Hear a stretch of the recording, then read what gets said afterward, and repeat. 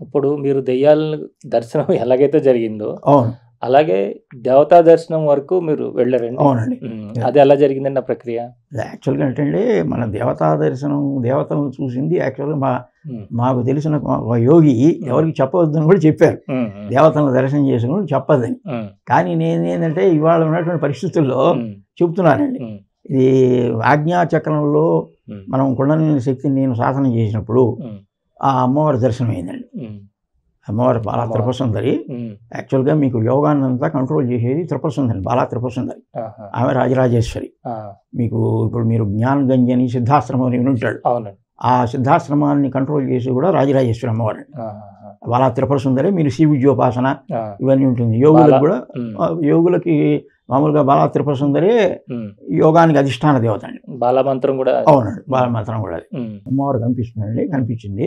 ఆమె దర్శనం అయిందండి.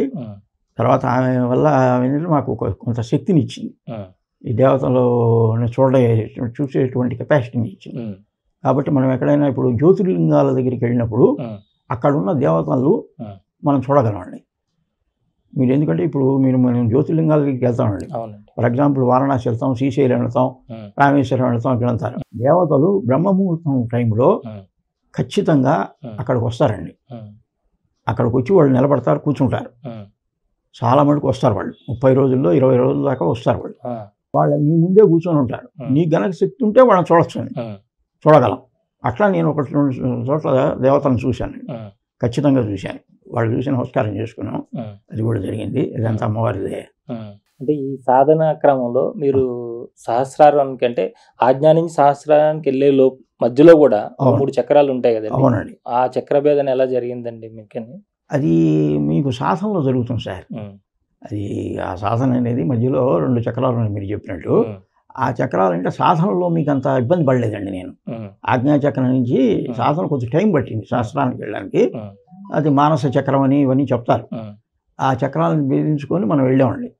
ఎందుకంటే మీకు అబౌవ్ పిట్యూటరీ గ్లాండ్ పైన ఎగ్జాక్ట్గా ఈ పార్ట్లో ఉంటుందండి శాస్త్రాల చక్రం. అందువల్ల మన వాళ్ళు పిలక వేసి దాన్ని ప్రొటెక్ట్ చేస్తుంటారు. కొంత టైం పడుతుందండి, శాస్త్రాలకు వెళ్ళడానికి టైం పడుతుంది. ఎక్కువ రోజులు నేను ఆజ్ఞాచక్రంలో ఉన్నాను. తర్వాత కొంచెం టైం పట్టింది, దాదాపు 1 సంవత్సరం 2 ఏళ్ళు సంవత్సరం పట్టింది పైన. శాస్త్రానికి వెళ్ళామండి. శాస్త్రానికి వెళ్ళిన వల్ల ఏంటంటే మీరు అది ఛార్జ్ పెట్టుకోవాలండి. మీకు సెల్ ఫోన్ ఛార్జ్ లాగానే ఆ ఛార్జ్ పెట్టుకొని ఉండాలండి. లేకపోతే ఛార్జ్ అయిపోతే సెల్ ఫోన్ ఏముంది, ప్లాస్టిక్ పోయింది, ముక్క అవుతుంది. ఇప్పుడు శరీరం కూడా అంతేనండి. శరీరం ఏంది, ఇది ఊరికే ఏంటంటే ఒక బొమ్మ లాంటిది ఈ శరీరం అనేది. ఈ బొమ్మకి ఛార్జ్ పెడితే కానీ ఇది మూవ్ కాదు. ఆత్మ అనేటువంటి ఛార్జ్ ఇక్కడ ఉన్నప్పుడే నీకు శరీరం మూవ్ అవుతుంది, లేకపోతే ఇది బొమ్మ, మట్టి బొమ్మ. అదేవిధంగా ఛార్జ్లో ఉండాలి. మనం కుండలిని యోగాన్ని తీసుకొని అక్కడ ఉంచగలుగుతూ ఉండాలి. ఎప్పుడైతే నువ్వు 1 రోజు 2-3 రోజులు ఛార్జీలోంచి పోతే నువ్వు కిందకి డౌన్ అవుతాడండి. వాడు ఆజ్ఞాచక్రం నుంచి ఆజ్ఞాచక్రం కిందకు వస్తాడు. కిందకు వచ్చినప్పుడు మాయలో పడిపోతాడు. కాబట్టి మాయలో నుంచి బయటికి వచ్చి నువ్వు ఎల్లవేళ జాగరూకుడు అయి మాయలో పడకుండా జ్ఞానాశ్రయుడై ఉండాలంటే నువ్వు సహస్రార కమలాన్ని యొక్క సాధన మర్చిపోకూడదు. సాధన చేస్తూనే ఉండాలి. ఎంత మహాయోగులైనా రోజు కూర్చొని స్నానం చేస్తారండి. సాధన చేయకపోతే మాయ వస్తుంది, మాయ ఆవహిస్తుంది. నేను పీఠాధిపతులకైనా ఎవరికైనా సరే ఆ సాధన అనేది మర్చిపోయినప్పుడు మాయలో పడిపోతారు. అదండి. అంటే కానీ సహస్రారానికి వెళ్తే సమాధికి వెళ్ళిపోతారు కదా, మీరు ఎలా మళ్ళీ దాన్ని రాగలరు? అంటే ఒకటండి, ఇప్పుడు సహస్రారానికి వెళ్ళేటప్పుడు మన సమాధిలో ఫస్ట్ స్టేజ్కి వెళ్తాం. ఆ సమాధిలో మనం చెప్పినట్టుగా సమాధుల్లో సవిచారక సమాధి, సవితారక, నిర్విచారక, నివితారక ఇవన్నీ ఉన్నాయండి. మనం మామూలుగా వెళ్ళి సవితారక సమాధిలోనికి వస్తాం. ఈ సవితారక సమాధిలోకి వచ్చినప్పుడే కొన్ని 100 సంవత్సరాలు పడుతుంది వాళ్ళకి. మామూలుగా ఆఫ్టర్ ఆల్ మనకేముంది, మామూలు సాధకుడికి సహస్రారానికి వెళ్ళినంత మాత్రాన వాడు మనగాడని కాదు. అక్కడ సహస్రారకమలలో వచ్చినప్పుడు సమాధి వస్తుంది, దాన్ని నిలబెట్టుకుంటూ ఉండాలి. ఇప్పుడు దాన్ని సాధన చేస్తూనే ఉండాలి, నిత్య సాధన చేస్తుండాలి. దానికి ఏంటంటే మీకు ఒక చిన్న ప్రాబ్లం ఉంటుందండి. మీరు లోకంలో ఉన్నప్పుడు ఈ సహస్రారకమలానికి వెళ్ళి సాధన చేసినా కూడా దానికన్నా కూడా మీరు హిమాలయ పర్వతాల లాంటి ఏరియాలకు వెళ్ళి మీరు తపస్సు చేయగలిగితే సుందరంగా మీరు సవిచారక సమాధిలో ఊర్ధ్వముఖానికి వెళ్ళగలరు. అయితే ఒకటి, ఈ సమాధిలోకి వెళ్ళిన వాడికి వాడు is establishing a transmitter on the head so that he can have a link with the other astral beings, other dimensions. దేవతలతోటి కమ్యూనికేట్ చేయడానికి అవకాశం ఉంటుంది. అది నేను ప్రాక్టికల్గా చూశాను. సో ఒకసారి ఆంజనేయ స్వామి వారికి నేను నమస్కారం చేసి చెప్పాను. ఆయన రెండో రోజు ఒక ఆయన వచ్చి ఆంజనేయ స్వామి ఉపాసకుడు, స్వామి మీరు ఆంజనేయ స్వామి గారిని అడిగారు కదా ఆత్మజ్ఞానాన్ని గురించి, ఆయన మీకు చెప్పమన్నాడని చెప్పాడు. ఇది నా జీవితంలో జరిగిందండి. అట్లా దేవతలకి కమ్యూనికేట్ చేయడం ఇమీడియట్గా వాళ్ళు వచ్చి మీకు ఆన్సర్ ఇస్తారండి. ఇదే మీకు థియరీ ఆఫ్ ఎంటాంగిల్మెంట్ అని వచ్చింది ఇప్పుడు సైన్స్లో. మీరు చెప్పిన థాట్ పవర్ అక్కడ కన్సర్న్కి వెళ్ళిపోతుందండి. థాట్ పవర్ అనేది ఆ కన్సర్న్ గాడ్స్కి రీచ్ అవుతుందండి. బియాండ్ లైట్ స్పీడ్ కంటే బియాండ్ వెళ్తుందండి. అది మనం ఉన్న వరల్డ్ నుంచి 4th డైమెన్షన్ లోకి వెళ్ళడానికి ముందు ఏమేమి క్రమాలు ఉంటాయండి దానికి దాటవలసినవి? చనిపోయిన తర్వాతనే జనరల్గా మానవులంతా 4th డైమెన్షన్ వాళ్ళకి వెళ్తారండి. ఎందుకంటే వీళ్ళు మానవులంతా 3 డైమెన్షన్ వాళ్ళు ఉంటారు. ఎందుకంటే మీకు శరీరం ఉంటుందండి. శరీరం ఎందుకంటే it is influenced by gravitation force. ఒక రకంగా చెప్పాలంటే ఈ గ్రావిటేషన్ ఫోర్సే మాయ. ఈ గ్రావిటేషన్ ఉన్నంత మటుకు నువ్వు ఎక్కడికి బయటికి వెళ్ళలేవు. ఇప్పుడు మనిషి చనిపోయిన తర్వాత ఈ ఆస్ట్రల్ బాడీ బయటకు వెళ్తుంది.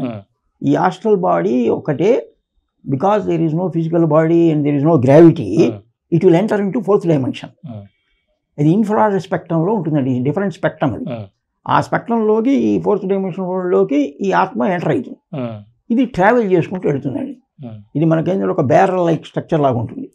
ఆ బ్యారల్ స్ట్రక్చర్లో ఈ ఆత్మలన్నీ ఇవన్నీ ఈ ఫొటానికల్ స్ట్రక్చర్స్. ఆత్మ అంటే ఇట్ ఇస్ క్లస్టర్ ఆఫ్ ఫొటాన్స్.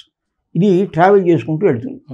ఇది ట్రావెల్ చేసుకుంటూ వెళ్ళడానికి దీనికి ఉన్న శక్తిని బట్టి ఆ లోకాలకు వెళ్ళగలుగుతుంది. ఇప్పుడు ఫర్ ఎగ్జాంపుల్ నేను మామూలుగా ఈ మానవులకి అండర్స్టాండ్ అయ్యేటట్టుగా ఒక చిన్న పాయింట్ చెబుతాను. మనుషులకి 100 వోల్ట్స్ పవర్ వాళ్ళు ఉన్నారనుకోండి, అసలు వోల్ట్ అని అనకూడదు, అది నేను అంటున్నాను, వైబ్రేషన్ పవర్ అనుకోండి. ఈ 100 వోల్ట్స్ పవర్ వైబ్రేషన్ వాళ్ళు 4th డైమెన్షన్ వాళ్ళు ఫస్ట్ స్టేజ్ దాకానే పోగలరు. ఆ పక్క డైమెన్షన్ పోవాలంటే 150, 200, 300 వోల్ట్స్ ఉండాలి. ఇప్పుడు ఫర్ ఎగ్జాంపుల్ మనం సిద్ధాశ్రమం చూస్తున్నాం హిమాలయ పర్వతాలు, అది 4th డైమెన్షన్ వరల్డ్ ఉందండి. దాంట్లోకి వెళ్ళాలంటే ఇప్పుడు నేను చెప్పిన 100 వోల్ట్స్ చాలదండి. వాడు 150 వోల్ట్కి వెళ్ళాలి. 150 వోల్ట్కి వెళ్ళాలంటే ఏం చేయాలి? వాడు సాధన చేయాలి, కుండలిని శక్తిని జాగృతం చేయాలి, ఆ శక్తిని పుంజుకోవాలి. పుంజుకున్న యోగులు మాత్రమే 4th డైమెన్షన్ వరల్డ్లోకి ఎంటర్ అవుతారు. అట్లా ఇప్పుడు ఈ ఆత్మశక్తిని మనం అందుకు వచ్చేదే, మనం అందుకు ఆత్మశక్తిని పెంపొందించుకోవడానికి. ఈ ఆత్మశక్తి వోల్టేజ్ నాకు పెరిగితే నువ్వు ఊర్ధ్వలోకాలకు వెళ్ళడానికి అవకాశం ఉంటుంది.